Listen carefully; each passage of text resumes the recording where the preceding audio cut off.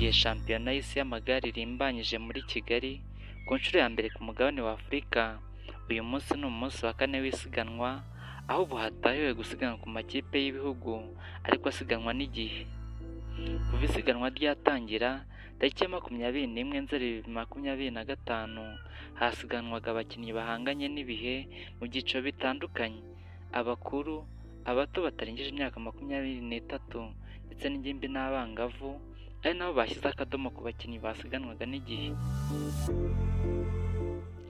Kuri uyu wa gatatu tariki ya 24 Nzeri ni umunsi wa kane w'isiganwa, aho abasiganwa baza kuba bari mu makipe y'ibihugu ariko bavanze abagabo n'abagore, basiganwe ku ntera y'ibirometero 41 na metero 800. Mu gutangira gusiganwa, biteganyijwe ko ikipe y'igihugu ya Benin ari iza guhaguruka ku mwanya wa mbere, aho iza guhaguruka ku isaha ya 7:45 kuri Kigali Convention Center. Iraza gukurikirwa n'ikipe y'igihugu ya Uganda ku isaha ya 7:49. U Rwanda ruhaguruka ku mwanya wa kane nyuma ya Ethiopia, aho biteganyijwe ko ruhaguruka ku isaha ya 7:57.